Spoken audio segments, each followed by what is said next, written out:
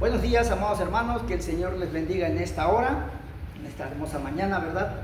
Y vamos a comenzar con la enseñanza del día de hoy, recordándoles que estamos hablando del libro del Apocalipsis, ¿verdad? En su capítulo 19, con los versículos 17 y 18. Anteriormente hablamos acerca de los versículos 16, del jinete que sale del cielo, ¿verdad? Acompañado con sus santos ángeles, rumbo a la tierra para destruirla, ¿sí? ¿Quién es ese jinete? Nuestro Señor Jesucristo, ¿verdad? Que viene en gloria. ¿Para qué? Para hacer juicio sobre todas las naciones, sobre todos los hombres, dice hombres, mujeres y niños, hombres, mujeres y niños. Por eso el proverbista dice: instruye al niño en su camino, y aun cuando fuere viejo no se apartará de él. Si nosotros no preparamos a nuestros niños, también ellos van a vivir esa secuencia, ¿sí? Van a ser enjuiciados también, ¿sí? Juntamente con los adultos, con los ancianos, porque Dios no va a hacer, así como no hace acepción de personas para cuando llegan a su reino, así tampoco va a hacer acepción de personas cuando venga en su juicio, a crear su justicia, ¿sí? De aquellos que rechazaron, tanto niños, jóvenes como adultos, su bendita palabra. También les tengo que volver a recordar que este jinete blanco no es el mismo que se habló anteriormente con los 4 jinetes del Apocalipsis, porque en esa época eran los 4 jinetes del Apocalipsis. Dice, primero salió un caballo blanco con un jinete, pero ese jinete, ese caballo blanco, representaba a la iglesia, ¿sí? No era el jinete blanco montado en el caballo blanco como es ahora, como es en esta ocasión, Entonces no se confundan. Y si alguien quiere confundirlos, díganle no. Los 4 jinetes del Apocalipsis comenzaron junto con la iglesia. Era la iglesia la que representaba a ese jinete del caballo blanco. El caballo negro representaba las muertes, el caballo amarillo representaba las enfermedades, y el jinete rojo las guerras, ¿sí? Y todo eso ya había pasado. Ahora estábamos en otra época, ya con la venida de nuestro Señor Jesucristo a la tierra. Pero ¿por quién a la tierra? Por los judíos. Mañana vamos a hacer una gráfica muy interesante, la cual les digo que les recomiendo que no la pierdan, ¿verdad?, de vista, y mañana les voy a hacer unos trazos así interesantes. Bien, también les recuerdo que estamos en la cuenta de Facebook y YouTube para que nos busquen por medio de esas plataformas y nos recomienden con otras personas. Hemos visto que ha estado incrementando el número, pero eso es en beneficio de todos nosotros. Todos salimos beneficiados, amados hermanos, porque así como yo le llevo la palabra del Señor a ustedes, ustedes también la pueden dar a otras personas, ¿verdad? Y dice las Sagradas Escrituras: dad de gracia lo que habéis recibido de gracia. Entonces, si ustedes reciben de buen gusto, de buen agrado, les interesan estas enseñanzas, pues también háganlas notorias, háganlas saber a otras personas. También les recuerdo que por la tarde-noche estamos hablando en un segmento llamado Los eslabones escondidos de la Biblia, donde estamos hablando del libro de la reina Esther. Maravilloso libro, viene algo, es espectacular, ¿sí? Es algo maravilloso, no lo pierdan. En la tarde se los hago llegar la parte que va siguiendo. Igual también estamos yendo capítulo por capítulo, versículo tras versículo.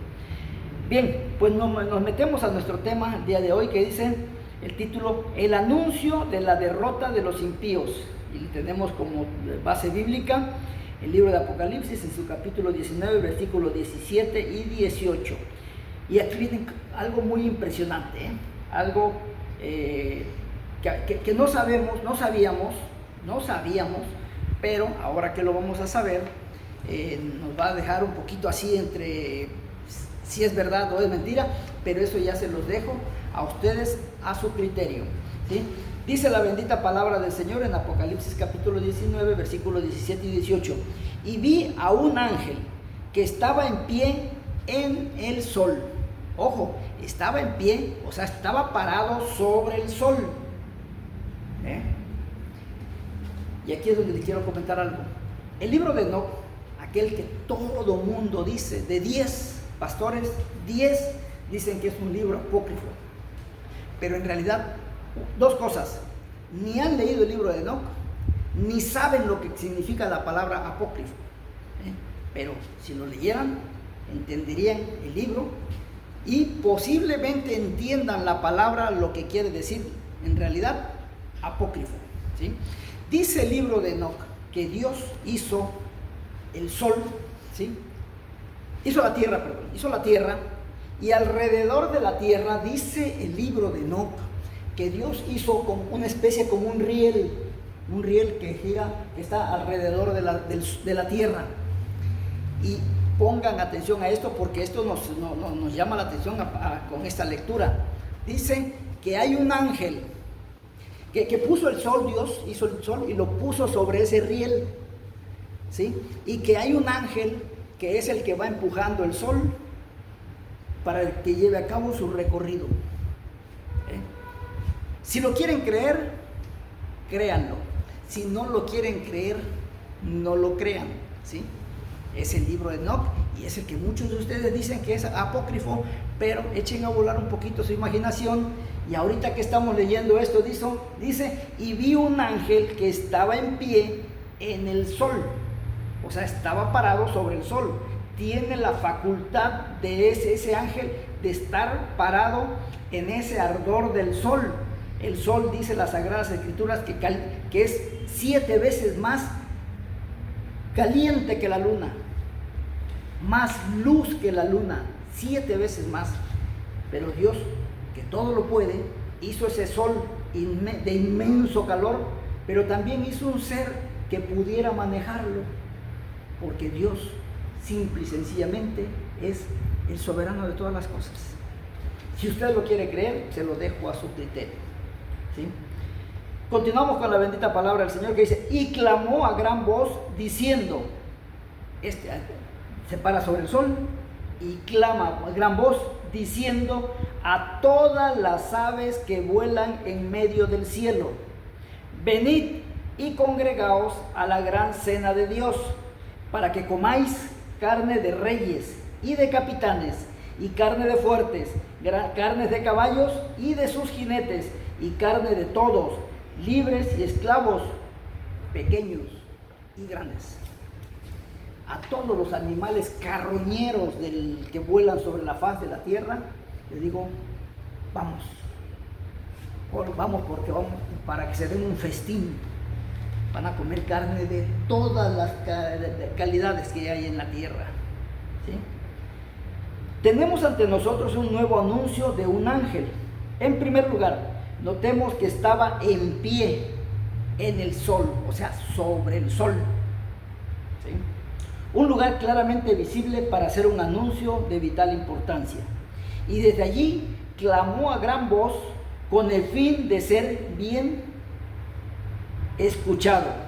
Ahora bien, en esta ocasión, el anuncio va dirigido a todas las aves que vuelan en medio del cielo. Su propósito es reunirla para la gran cena que Dios tiene preparada para ellos también.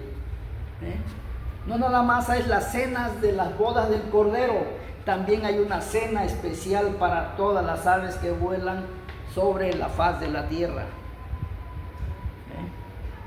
Y por supuesto, no debemos confundir esta cena con la cena de las bodas del Cordero, de Apocalipsis capítulo 19, versículo 9, porque aquí los invitados son las aves carroñeras, y su propósito es presentarlo como su estremecedora contrapartida al banquete nupcial del Señor con su iglesia. O sea, no es el banquete nupcial, sino es el banquete de justicia, de juicio, ¿sí?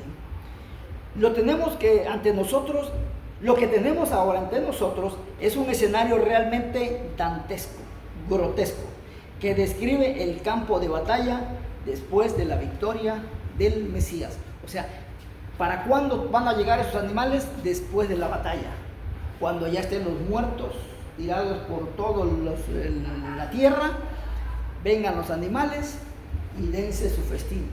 Ahí hay reyes, hay príncipes, hay princesas, hay doncellas, hay de todo. Esto nos recuerda las palabras de Jesús cuando hablaba en su segunda venida, Mateo 24, 27 y 28. Cuando hablaba de su segunda venida, perdón. Porque como el relámpago que sale del oriente y se muestra hasta el occidente, así será también la venida del Hijo del Hombre. Porque donde quiera que estuviese el cuerpo, allí se juntarán las águilas. ¿Sí? Y la profecía de Ezequiel, capítulo 39, versículos 17 al 21, dice: y tú, hijo de hombre, así ha dicho Jehová el Señor, di a las aves de toda especie y a toda fiera del campo, juntaos y venid, reunidos de todas partes, a mi víctima que sacrifico para vosotros, un sacrificio grande sobre los montes de Israel, y comeréis carne y beberéis sangre. Comeréis carne de fuertes y beberéis sangre de príncipes de la tierra, de carneros, de corderos, de machos cabríos, de bueyes y de toros, engordados todos en Basán. Comeréis grosura hasta saciaros y beberéis hasta embriagaros de sangre de las víctimas que para vosotros sacrifiqué, y os saciaréis sobre mi mesa de caballos y de jinetes fuertes y de todos los hombres de guerra, dice Jehová el Señor. Esto lo está diciendo con respecto al final de los tiempos, desde con Jeremías, con Ezequiel, perdón. ¿Y cuándo estuvo Ezequiel en la tierra? Desde la época con Daniel, hace 2500 años. Desde hace 2500 años el profeta Ezequiel nos está anunciando lo que iba a acontecer con el final de los tiempos. Eso es profecía. Según Ezequiel, después de que las aves se hayan saciado, todavía llevará 7 meses para enterrar los cadáveres restantes. Ezequiel capítulo 39, versículo 12. Todo esto resulta especialmente curioso porque todavía no hemos visto la batalla y ya se ha presentado el campo lleno de cadáveres. O sea, apenas el profeta, el apóstol Juan todavía no empieza la guerra cuando ya está dando el resultado de ella. Ya está hablando del final de la guerra. Esto es profecía. Seguramente sea una forma de decir: contra el Señor no hay fuerza que pueda prevalecer, ni siquiera que se le pueda levantar. No hubo lugar para una batalla. Fueron derrotados en un instante, sin que pudieran hacer nada contra el Señor Dios Todopoderoso. Acuérdense que Él viene única y exclusivamente con una espada. ¿Y cuál es la espada? Lo que sale de su boca. ¿Sí? Y si Él dice: muérete, te mueres.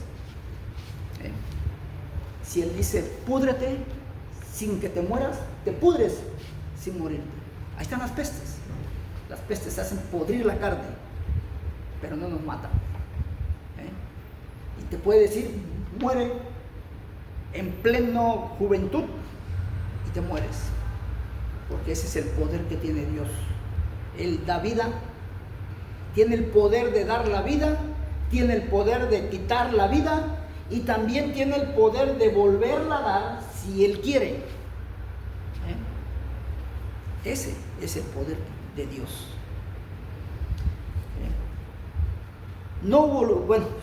Notemos pues que la victoria es absoluta y universal, y que las aves son llamadas a comer carnes de reyes y de capitanes, y carne de fuertes, y carnes de caballos y de sus jinetes, y carne de todos, libres y esclavos, pequeños y grandes.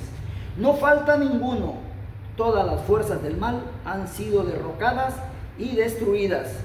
Pensemos en los reyes y capitanes tirados en el campo sin que nadie los entierre y sirviendo de comida para las aves. Como también saben para quién, para los gusanos. Porque un cuerpo putrefacto, los primeros que hacen acto de presencia, ¿quiénes son? Los gusanos. Un rey, el presidente, vamos a poner el nombre de alguno de ellos, ¿sí? Uno conocido, Donald Trump, porque es el que no muy bien queremos, ¿verdad? Donald Trump muere y se queda ahí en la tierra, con toda la gloria terrenal que tiene ahorita, pero si se queda tirado en la tierra, los gusanos son los primeros que se van a hacer cargo de él, y después van a venir las aves carroñeras y se van a comer su carne. A eso se menciona la Biblia. Espero que tú, amado hermano, no quieras terminar de esa forma. Solamente hay una forma de evitarlo. Recibe al Señor Jesucristo como tu Salvador y que Él te lleve como iglesia en el rapto, porque si no, hermano, no te recomiendo lo por venir.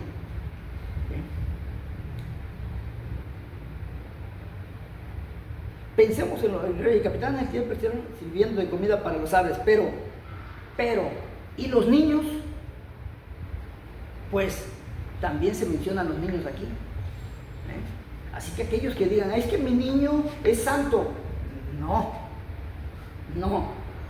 Tú tienes que enseñarle la santidad a tu niño. No creas que porque es libre de pecado, pero tiene que saber que hay un Salvador. Tiene que saber que hay un Salvador. Un niño de 3, 4 años ya te empieza a captar muchas cosas, y entre ellas de que hay un Salvador, como también te puede captar la idea de que hay un Harry Potter, y te puede conocer totalmente la historia de Harry Potter.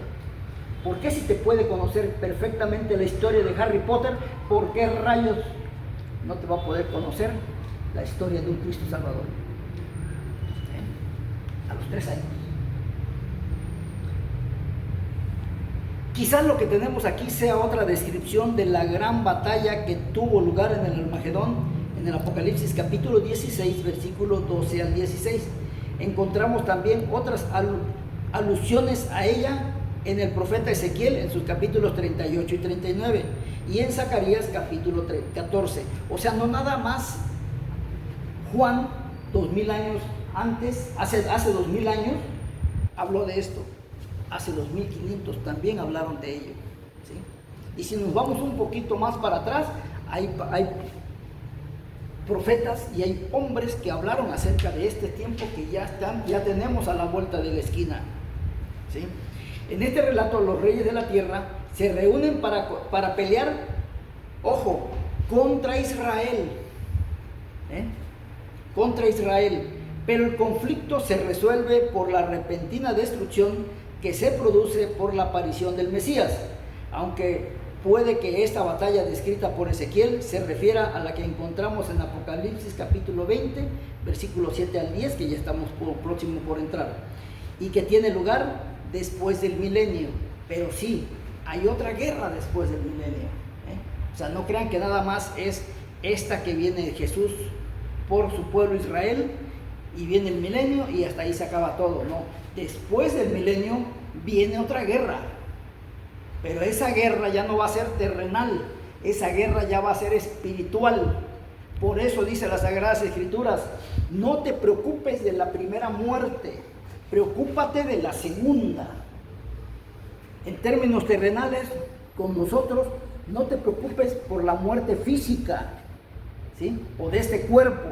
Preocúpate que tu alma sea salva para que vaya a la presencia de Dios. Pero cuando ya después vamos a hablar de una guerra, cuando venga el Mesías y se lleve los judíos, van a morir los capitanes de esta guerra que estamos hablando, pero Satanás va a ser atado por 1000 años.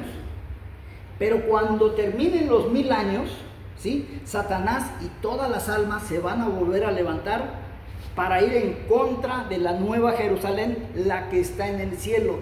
Pero esa guerra ya va a ser en términos espirituales, y es cuando el Padre Celestial va a decir, hasta aquí Satanás, hasta aquí todos ustedes pecadores, ¿sí?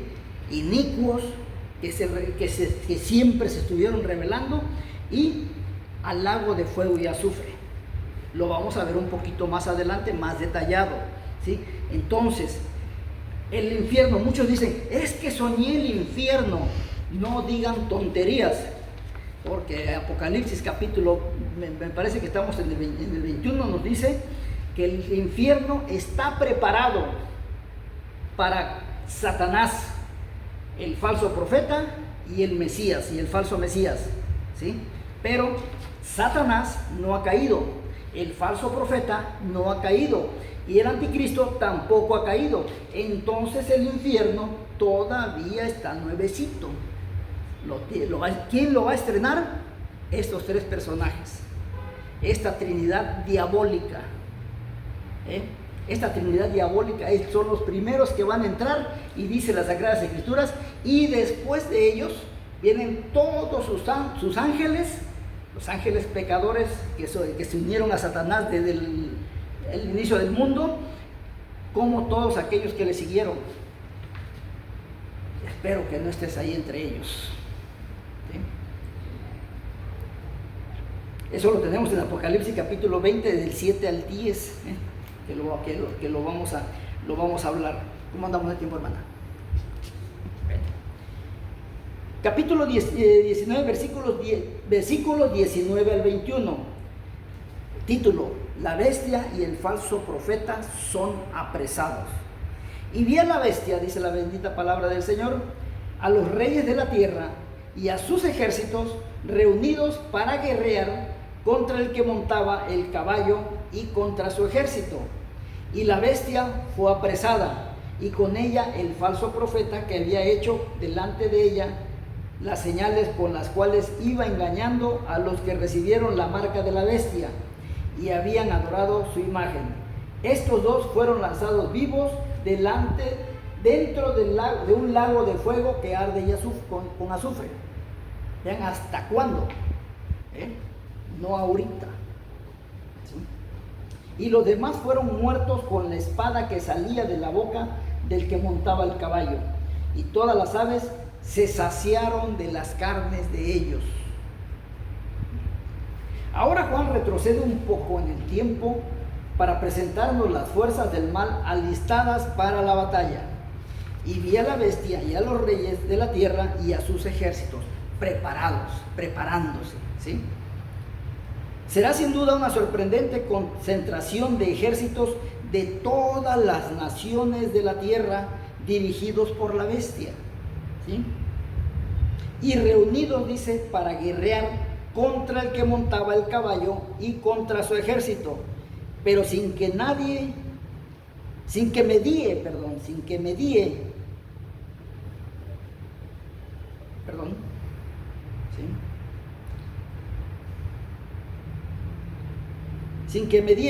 la descripción de ninguna batalla. La bestia fue apresada, y con ella el falso profeta que había hecho señales de ellas, las señales con las cuales había engañado a los que recibieron la marca de la bestia y habían adorado su imagen. O sea, no va a haber un mediador, va a ser la guerra, pero con el poder de su palabra nuestro Señor Jesucristo lo va a derrotar. Aunque las fuerzas del mal parecían muy poderosas, fueron como nada ante la presencia de Cristo. Además, los venció solamente con su palabra, sin que mediara batalla alguna. O sea, no había necesidad de una batalla. La batalla solamente es un decir, porque el Señor Jesús... Vamos a mejor les voy a mostrar algo más aquí. Sin que se mediara ninguna batalla alguna. Y los demás fueron muertos con la espada que salía de la boca del que montaba el caballo. De la misma manera que había hablado, pongamos atención a esto porque esto está maravilloso. De la misma manera que había hablado a la higuera y ésta se secó, o que habló a los violentos vientos y encrespadas olas que se levantaron en el mar, y éstas a su palabra se apaciguaron, o que habló a la legión de demonios que habitaban en el Gadareno y tuvieron que huir al instante al oír su voz, o que habló a los soldados que fueron a prenderle y todos tuvieron que retroceder cayendo a tierra cuando le dijo: yo soy al que ustedes buscan, ¿sí? Así, del mismo modo, Cristo dirá su sentencia y todos los ejércitos serán destruidos en ese mismo instante. Él tiene el poder para que todo este mundo sea destruido en un segundo, como tuvo el poder para construirlo en el mismo segundo, en un segundo, porque Él es Todopoderoso. ¿Sí? Ni los hombres, ni las bestias, ni el falso profeta, con todos sus milagros, podrán ofrecer resistencia ante la majestad de Cristo. Cuando la bestia hizo su aparición acompañada del falso profeta, todas las gentes se decían: oh, ¿quién como la bestia? ¿Y quién podrá luchar contra ella? Lo tenemos registrado en el libro de Apocalipsis, capítulo 13, versículo 4. Pero aquí tenemos la respuesta. ¿Y saben cuál es la respuesta? El Señor Jesucristo. Él es el que tiene poder sobre ellos. Sobre ellos. ¿Sí? Ahora vemos que ambos fueron apresados y lanzados vivos dentro de un lago de fuego que arde con azufre. Pero al menos por el momento, tal parece que Satanás no es enviado con ellos, aunque lo será más tarde, porque así nos lo revela Apocalipsis capítulo 20, versículo 10, porque dice que nada más al falso profeta y a la bestia son los que entran primero, y el Satanás no lo menciona, porque después viene él. Y allí acabarán también todos los hombres impíos después de ser juzgados. Espero que no seas tú uno entre ellos, como nos lo revela Apocalipsis capítulo 20, versículo 15. Nada queda ya de todo lo que la bestia y el falso profeta habían organizado. O sea, está hablando de ellos dos en particular. Lo que en otro tiempo parecía indestructible ha desaparecido en un instante, en un momento, sin esfuerzo alguno. ¿Ustedes creen que Dios, que nuestro Señor Jesucristo va a agarrar su espada y va a empezar a aventar espadazos para todos lados? No, con el poder de su palabra. Única y exclusivamente con el poder de su palabra. Sí. Todo su jactancioso orgullo con el que se rebelaron contra Dios quedará en nada, porque en realidad no es nada. No son nada ante la presencia de Dios. ¿Sí? Sus cuerpos quedan tendidos en el campo sin dignidad alguna, y todas las aves se saciaron de las carnes de ellos. Amados hermanos, quiero que entiendan algo muy interesante. Satanás no tiene poder. El único poder que Dios le dejó cuando lo hizo, porque Él lo hizo un ser, un ángel de luz divino, hermoso, con muchos poderes, ¿sí? Él podía pisar los carbones y no se quemaba, ¿sí? Pero después, cuando se rebeló, Dios le quitó la hermosura, le quitó los poderes que tuvo, pero solamente le dejó uno: la persuasión.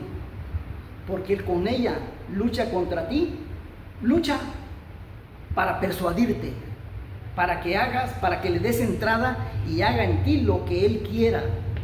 Pero Él realmente no tiene poder. Entonces, ¿qué significa esto? Que a Satanás el que le da poder eres tú. Tú como hombre eres el que le das el poder a Satanás de hacer en tu vida lo que él quiera. Tú eres el que le das poder a Satanás. Oh, ¿verdad? Decimos, no puede ser, ¿sí? Tú ves algo allí, dice: róbatelo, llévatelo. Ahorita nadie te ve, te persuade a tomarlo. Y cuando tú agarras, lo tomas y te lo llevas, hasta él mismo te dice: adiós, ratero. Hasta él mismo te pone en evidencia. Porque así como te defiende, así también te desenmascara. Porque es voluble. Es voluble. No es justo. Es traicionero. Pero si a ti te gusta la traición, te gusta trabajar para un voluble que ahorita te da y luego te quita, esa es cosa tuya, ese es problema tuyo. Por eso nuestro Señor Jesucristo es la verdad y la vida. Por hoy es todo. Mañana continuamos. Vamos a retroceder un poquito el tiempo, porque les voy a hacer una gráfica desde que inició todo esto hasta este preciso momento del cual estamos hablando. Va a ser algo verdaderamente agradable. Soy Juan Carlos Muñoz, que Dios les bendiga. Hasta el día de mañana.